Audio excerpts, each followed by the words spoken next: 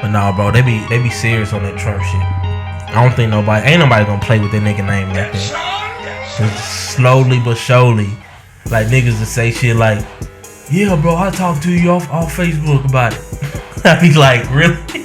Off Facebook? I was like, bro, just come out the closet and just say you fuck with that nigga. But I understand it though. A lot of people don't want the heat for who the real candidates to go against this dude? I don't know. Kamala Harris out the race. She was supposed to be a big one. Bernie's still in, but he had a heart attack. Y'all get this dusty ass dude out my face, man. Bro, this shit looking sad over here. Bernie, Andrew Yang still in it. He trying to give everybody $1,000 a month forever. Not gonna be able to do it. Why you ain't fucking with that? He ain't gonna be able to do it. He said he got a plan. To give everybody in this country $1,000. Aha. He said they already doing it in Alaska. Yeah, that's cool. But it's not every month. They give every citizen of Alaska $1,000 every year because of the oil. The people come up there, oil taxes and shit. It's great. Bring that shit somewhere where there's a lot of people. Yeah. So, I don't know, bro. On the cool, I'm off all that politics shit. Like, all the people I look up to, don't be fucking with that politics shit like that. They get shit done on the ground. So, shit, if speaking of this, since you don't fool with the politics, like if it was a top 3 people, just say 3 people in general who you would like to talk to, dead or alive. Just 3. Damn, most of these niggas dead. My top 3 people I would want to talk to. And why? And why? Alive right now. I'm going to do 1 alive, 2 dead. Okay.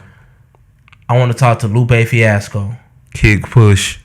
Because his mind works similarly to mine, but it's way more advanced. And I just want to pick his brain of how he come up with the stuff he come up with. Like, Lupe Fiasco makes dope, weird music. Because a lot of times people make weird music to where they talk about stuff and it's hard to listen to, but it's easy to listen to Lupe. In his last album, Drogas Wave, I came up with a whole movie. Well, he did the work for me, but I want to shoot a movie to that album. Like, it was just brilliant. Like, his last album was about these group of slaves that jumped off the slave ship and they threw chains up and they sunk the slave ships. And they lived underwater, and every time a slave ship would come through their area, they would sink that hoe. I'm like, bro, that's a killer ass movie, and he made a whole album about that shit. I really ain't heard his music in a while. I ain't willing to check for it. Yeah, it's different. I ain't gonna lie to you, it's different. But he's number 1. I want to talk to him. And the dead is difficult because there's so many dead people I want to talk to. I want to talk to Pimp C. Absolutely. I just want him to just throw all the game that he ever had. Like, this dude was so fucking brilliant, bro. And he speak in my language, of my culture. Because, you know, it's people like Malcolm X I would love to talk to. He speaks to everybody. But Pimp C speaks like a Texas nigga. I understand that and I relate to that a lot more. And a lot of times you'll catch me saying Pimp C said, and that's the same thing I do to my dad. I exclude my dad from this because I talk to him all the time. These are people that I can't talk to or don't have that much access to. But I say all the time, my dad said this. I do the same thing with Pimp C, with the type of stuff he said in his interviews and his music. And a lot of other people do too. Like, Pimp C is very respected. He's more respected as a man than he is as a artist. And my final one, last but not least, I want to talk to Tupac. Yeah. Because Tupac, like, Pimp C speaks to my soul, but it's like Tupac is my soul. Like, everything that this man stood for, how he carried himself. Nigga, that shit was deep, nigga. Yeah. But, like, even the foolish shit that Pac was doing, because people were saying that he was faking, like he wasn't no gangbanger. But on a cool, Pac never claimed to be a gangbanger. He adapted to his environment, and he did that shit like better than everybody else or whatever. Like he went hard in his environment. If you would have placed Pac in a peaceful environment, he would have went hard, been a peaceful nigga. But you put him in the jungle, and he was like, "I'm gonna be the baddest motherfucker out here."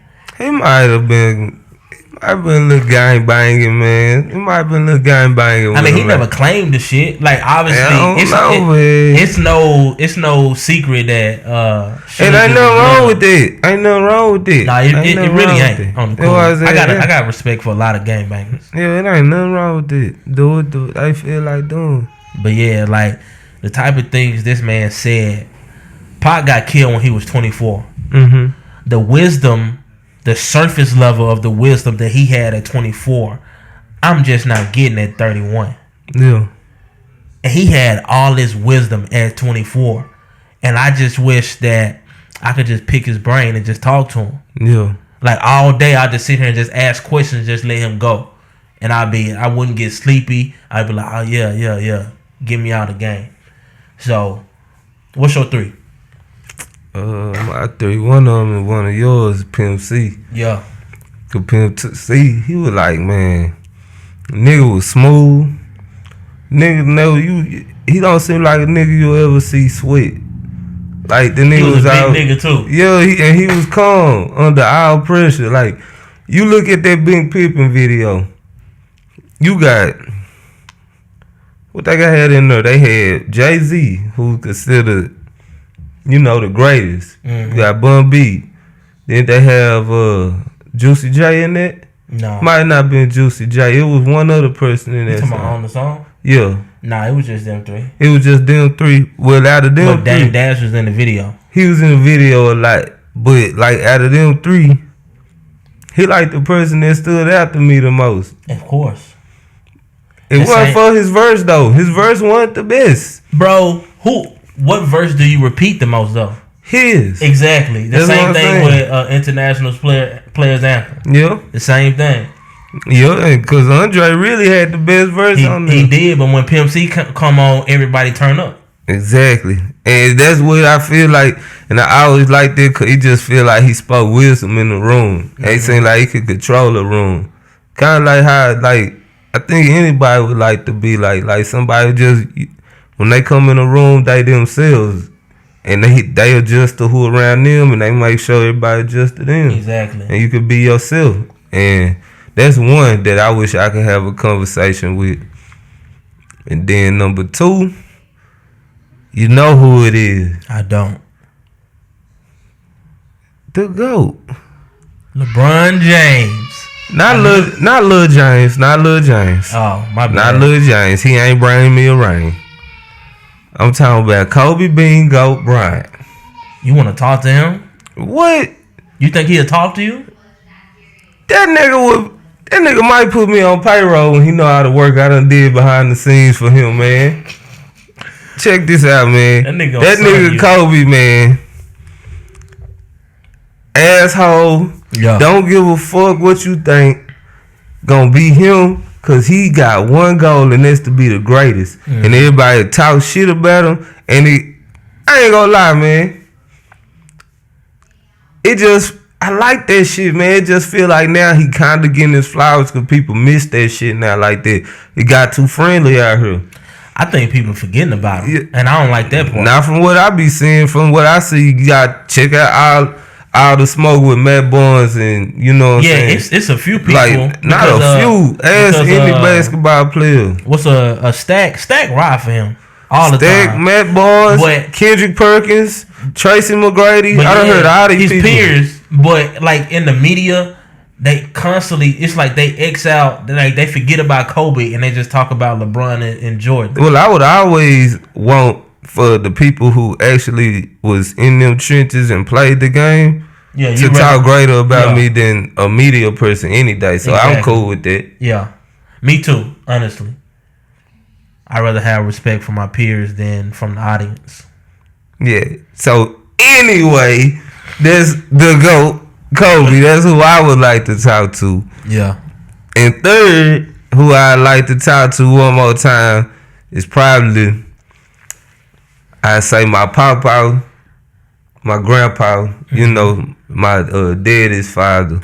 Cause I hope he'll just be like, man, you a cool ass little grandson. You know what I'm saying? Like, did you ever get a chance to meet him? Oh hell yeah. I think he died when I was like probably going into college or my last year. Yeah. So yeah, I never. My dad's dad died when I was 2. My mom's dad died before I was born. Yeah. So I don't have any recollection of grandfathers. Nah, he good people, man. He was good people, man. He was good people. Strong dude. And I wish I could just talk to him and see what he think, man. I hope he was proud of my dad and my mama, how they raised me. Yeah. You know what I'm saying? And shit, just had a little conversation with him. And let him go on back up to them gates where he be at. Yeah. And that'll be it. And that's all I say. But then, shit, on that conversation, also, I know we both spoke on Pimp C. Yeah. And he died a little, maybe earlier in this decade or a little bit before the decade. Yeah, it was a lot of conspiracy with the shit too. But before we move on, bro, I want you to tell me what's your favorite Pimp C wisdom quote, moment, or whatever. I would say, for me, it was one interview I was watching just one time, and it was him and Bun B, and it stood with me. He was simply just talking about like, shit, if Bun B hurting, then I'm hurting. He was like, shit, if he hungry, then I'm hungry. And he's like, basically saying like, shit, that's what a teammate do. Yeah. And he like, if you got somebody you care for, whether it be your blood brother or just somebody you fuck with, it was basically on some shit that was like, just be right to your people, other than trying to be right to some hoes and shit. Yeah. You know what I'm saying? He said some shit like that, and I was thinking about it, and that was like me young. I was young age when we had desktop computers. I had seen that shit on think maybe YouTube. I was like, yeah, that's some fucking true shit, man.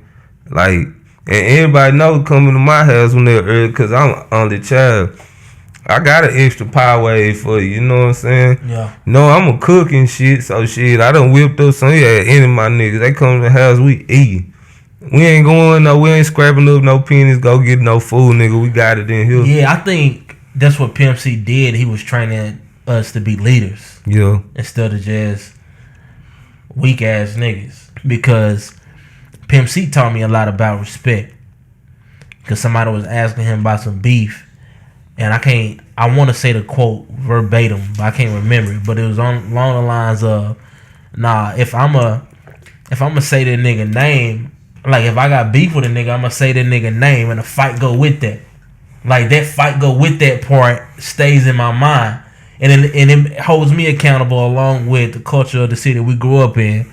But that quote holds me accountable that if I'm gonna speak ill of a man's name, I'm gonna make sure I want that smoke. Yeah. Before I even say something. If I don't want that smoke, regardless of who I'm talking to, I'm going to just keep that shit to myself and whatever. But if I say your name, best believe a fight going with that. What's your favorite song from